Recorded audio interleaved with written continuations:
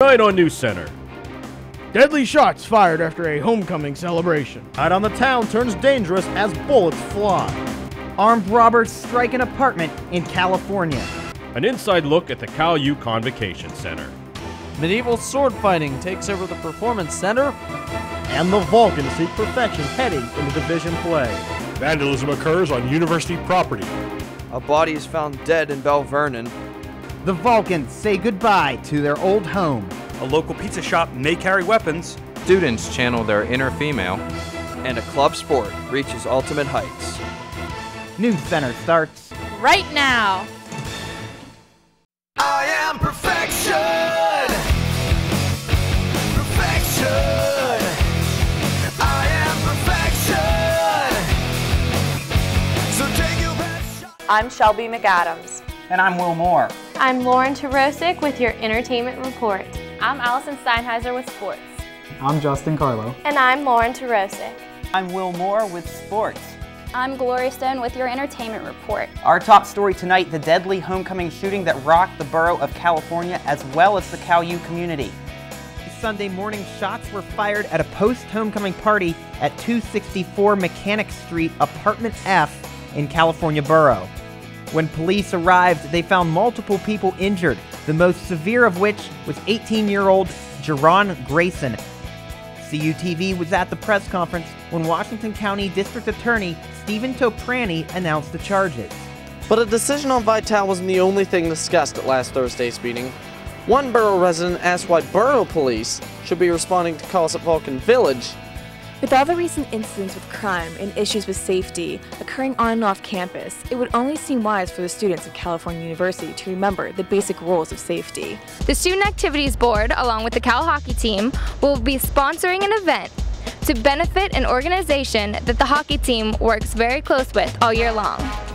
O'Neill and Sunshine are living proof that with a lot of hard work, dedication, and support from family and friends, you too can change your life. Earlier this month, the university brought an exhibit to campus. This exhibit can help students further their knowledge about one of the most famous houses in the world. Monday night, Cal students got the opportunity to experience medieval warfare using weapons such as this. The armor weighs around 40 pounds and covers the vital parts of the body. Last Friday, police raided 3 locally owned bars, including Signatures Bar and Grill in California Borough. Washington County District Attorney Stephen Toprani served a nuisance bar injunction on Signatures, citing more than 100 police reports involving numerous violent and drug-related activities. What used to be known as Signatures Bar and Grill is now opened as Big Mouth Bistro. Owner Linda Teslovich is complying with the DA to open just as a restaurant while the building is up for sale. You kicked off homecoming weekend by adding a new twist to an old tradition. Starting off, the celebration was lighting the bottom of the Vulcan statue, and the court was announced shortly after. Homecoming festivities coming up on Saturday is the annual Homecoming Parade. Many clubs and organizations are putting their hours in to get prepared for the big event. It's a Wild Wild West themed homecoming this year at Cal U, but the floats in Saturday's parade will have many different Wild West designs.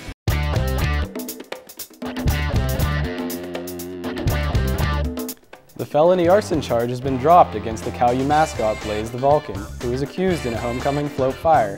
James Schaefer, the student that dresses as the mascot, waived a preliminary hearing Wednesday in the case. The felony arson charge was dropped in agreement with prosecutors. On Dancing with the Stars' 5th week, the situation was sent back to New Jersey. Competitor Mike Sorrentino said that he did his best and thinks the judges made a mistake. Growing up, kids only dream about playing in the big leagues. But last Thursday, the Cal U women's and men's hockey teams got a chance to see what it felt like as they took to the ice of Consol Energy Center in Pittsburgh. Stephanie Thompson found out about Cal U through soccer coach Al Albine, like many athletes. However, she was attracted to the school for other reasons as well. And once I came here for my visit, the beautiful campus, amazing, and the program that I really wanted to get into, they had here. The Cal U Vulcans will play host to the IUP Crimson Hawks for the 2nd annual Coal Bowl Trophy. We just plan to, attack the weaknesses. They have a pretty good defense, and, we got to use all of our weapons. Everybody has to, get the ball in their hands and, make something happen. Last week was, kind of a trap game wake-up call for us, but, we plan to bounce back and, give the fans what they love to see. With their 18-15 overtime victory over the IUP Crimson Hawks on Saturday, the Vulcans kept their hopes alive for a chance to compete in the PSAC championship game for the third consecutive season. But the two favorite highlights of the night were the dance competition and the dunk contest. It's not about the basketball team playing games. It's about involving our fans, and I think this is a great kickoff for the year. A few weeks back on March 7th, Borough Police responded to multiple calls for a large fight on the 100 block of Wood Street, where a man exiting Campy's, an off-campus restaurant and six-pack shop, was attacked by CalU football player Darnell Harding. Lemoyne Multicultural Center in East Washington experienced break-ins. This inspired Roger Kingdom, head of track and field here at California University, to jump in and start a program for this gym. At the Natali Student Center, the teachers' union members wanted to spread the word to students about the proposed 54% budget cut in the state of Pennsylvania. The sponsors of this event are hoping to raise awareness for driving under the influence for not only Pennsylvania, but for other states in the country. With the prices of heating bills going up everywhere, CUTV spoke to students on how to help save you money through this pricey time of year.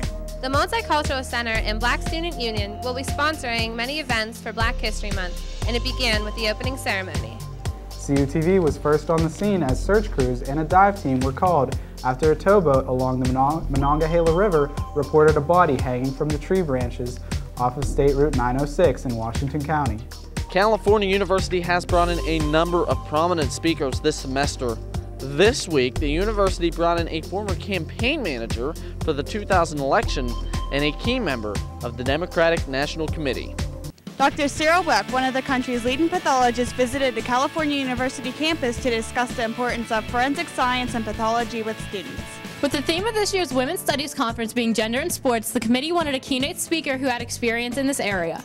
Two-time Olympian Jessica Mendoza was the perfect candidate because of her experiences on the field as well as off. As part of Women's History Month at California University, former Survivor contestant Alexis Jones came and spoke at Steele Auditorium about how to realistically achieve your dreams and her company, I Am That Girl. After a 1-hour presentation from Tony Sterator, students got a better understanding of what it takes to become an NFL official. This past Friday and Saturday, the CalU Meteorology Club hosted its annual educational outreach event known as Stormfest at the Carnegie Science Center.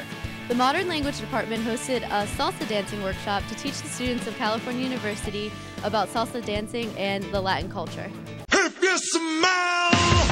Dwayne "The Rock" Johnson has gone back to where he started from, wrestling. High School Musical Theater is in full swing, and Brownsville Area High School is no exception as they present Rodgers and Hammerstein's The King and I. In the late 1950s, teenagers were obsessed with Elvis Presley. Charlie. After hearing the news, Charlie dissed the creator even more in an open letter to TMZ. Charlie Sheen has impacted trouble for another person. Charlie Sheen has lost custody of his twin boys. With a troubled past, hopefully Charlie will be able to recover fully for a bright future. Charlie! We'll head down to the Bentleyville bowling lanes with the CalU Bowling Club and enjoy a fun night full of bowling and good friends. Ultimate Frisbee is not a very well-known sport, and CalU's Ultimate Frisbee Club wants to get the word out on the fun involved. They're now making a special appearance on the set. Here with us is CTV personality and a member of the recently crowned DVC HC Championship team, Allison Steinheiser. While everyone has their own special recollections, future generations will forge new memories across the street, as Cal's basketball era in Hamer Hall has reached its final buzzer.